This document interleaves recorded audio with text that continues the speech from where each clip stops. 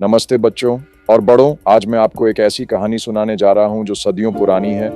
राजा विक्रमादित्य और बेताल पच्चीसी की। ये कहानियां सिर्फ मनोरंजन के लिए नहीं हैं, इनमें बड़े गहरे राज छिपे हैं। विक्रमादित्य एक महान राजा थे, न्यायप्रिय और साहसी।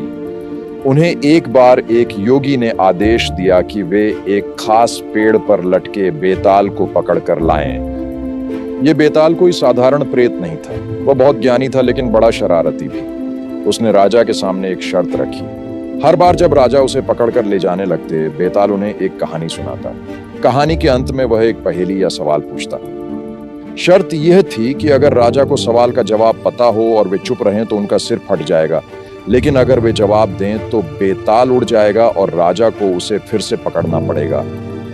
राजा विक्रमादित्य ने यह चुनौती स्वीकार की। हर बार वे बेताल को पकड़ते और हर बार बेताल उन्हें एक नई कहानी सुनाकर फंसाने की कोशिश करता। आज मैं आपको ऐसी ही एक कहानी सुनाता हूं जो बेताल ने राजा विक्रमादित्य को सुनाई थी। ध्यान से सुनना, क्योंकि इसमें एक बड़ा पेचीदा सवाल छिपा है। बेताल ने अपनी कहानी शुरू की। सुनो राजन, बहुत समय पहले की बात है। एक राज्य में एक बहुत ही सुंदर राजकुमारी थी जिसका नाम चंद्रप्रभा था। उस राजकुमारी के स्वयंवर का आयोजन हुआ। दूर दूर से राजकुमार और वीर योद्धा आए, लेकिन राजकुमारी ने किसी को पसंद नहीं किया। तभी वहां 3 युवक आए। वे राजकुमार नहीं थे, लेकिन तीनों में कुछ खास था। एक बहुत बड़ा विद्वान था जिसने दुनिया भर का ज्ञान हासिल किया था।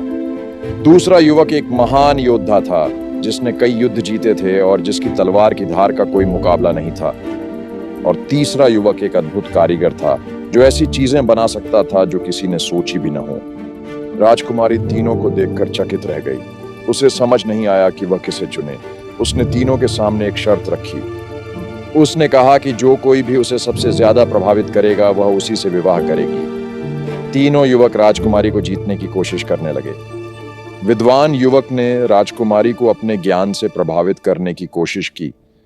उसने उसे दुनिया के रहस्यों के बारे में बताया, तारों और ग्रहों की बातें की। योद्धा युवक ने अपनी वीरता का प्रदर्शन किया।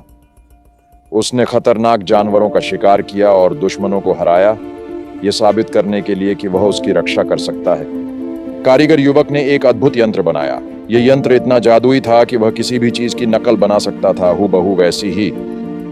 राजकुमारी अभी भी दुविधा में थी। तभी उस राज्य पर एक भयानक राक्षस ने हमला कर दिया। राक्षस राजकुमारी को उठाकर ले गया। पूरे राज्य में हाहाकार मच गया। राजा और प्रजा दुखी थे। तीनों युवक राजकुमारी को बचाने के लिए आगे आए। विद्वान युवक ने अपने ज्ञान से पता लगाया कि राक्षस राजकुमारी को कहां ले गया है। उसने बताया कि वह एक बहुत दूर दुर्गम पहाड़ की चोटी पर छिपा है। योद्धा युवक ने अपनी शक्ति और साहस का उपयोग किया। उसने उस खतरनाक रास्ते को पार किया, दुश्मनों से लड़ा और पहाड़ पर चढ़ने का बीड़ा उठाया। कारीगर युवक ने अपने यंत्र का उपयोग किया। उसने एक उड़ने वाला रथ बनाया जो पलक झपकते ही उन्हें उस दूर पहाड़ तक ले जा सकता था। तीनों युवक उस उड़ने वाले रथ में बैठकर राक्षस के ठिकाने की ओर उड़े। वे समय पर वहां पहुंच गए। योद्धा युवक ने राक्षस से भयंकर युद्ध किया। अपनी जान जोखिम में डालकर उसने राक्षस को मार गिराया और राजकुमारी को आजाद कराया। वे राजकुमारी को लेकर वापस अपने राज्य लौट आए। राज्य में खुशी छा गई। अब फिर वही सवाल खड़ा हो गया, राजकुमारी किससे विवाह करे? विद्वान जिसने पता बताया, योद्धा जिसने राक्षस को मारा, या कारीगर जिसने उड़ने वाला रथ बनाया? बेताल ने कहानी खत्म की और राजा विक्रमादित्य से पूछा, तो राजन बताओ, इन तीनों में से राजकुमारी को किससे विवाह करना चाहिए? याद रखना राजन, अगर तुम जानते हुए भी नहीं बोलोगे तो तुम्हारा सिर फट जाएगा, और अगर तुमने जवाब दिया तो मैं उड़ जाऊंगा। राजा विक्रमादित्य चुपचाप बेताल को देखते रहे। उनके मन में मंथन चल रहा था। यह वाकई एक कठिन प्रश्न था। किसका योगदान सबसे बड़ा था, ज्ञान का, शक्ति का या कला का? राजा विक्रमादित्य ने गहरी सांस ली। वे जानते थे कि उन्हें बोलना पड़ेगा। राजा विक्रमादित्य ने कहा, बेताल, यह प्रश्न सुनने में सरल लगता है पर है बहुत जटिल। विद्वान का ज्ञान महत्वपूर्ण था, उसने रास्ता दिखाया। कारीगर की कला ने उन्हें वहां तक पहुंचाया, लेकिन असली खतरा योद्धा ने उठाया। उसने अपनी जान दांव पर लगाकर राक्षस से युद्ध किया और राजकुमारी को बचाया। ज्ञान और कला साधन थे, लेकिन जीवन बचाने का कार्य योद्धा ने किया। इसीलिए राजकुमारी को योद्धा से विवाह करना चाहिए। राजा विक्रमादित्य का उत्तर सुनकर बेताल हंसा। वाह राजन, तुम सचमुच बुद्धिमान हो।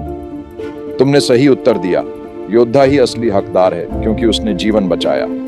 लेकिन तुमने बोल दिया राजन, और मेरी शर्त यही थी कि अगर तुम बोलोगे तो मैं उड़ जाऊंगा। यह कहकर बेताल राजा विक्रमादित्य के कंधे से उड़ा और वापस उसी पेड़ पर जा लटका। राजा विक्रमादित्य जानते थे कि ऐसा ही होगा, लेकिन वे चुप नहीं रह सकते थे, क्योंकि उन्हें सही उत्तर पता था। वे फिर से उस पेड़ की ओर चल पड़े, बेताल को दोबारा पकड़ने के लिए। उनका साहस और धैर्य अद्भुत था। तो बच्चों, देखा आपने, राजा विक्रमादित्य कभी हार नहीं मानते थे।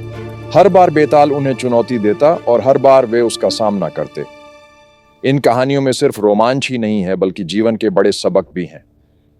सही और गलत का फैसला करना, ज्ञान का महत्व, साहस की कीमत। अगली बार जब मैं आपको कहानी सुनाऊंगा तो बेताल फिर कोई नई पहेली लेकर आएगा। तब तक के लिए इन बातों पर सोचना।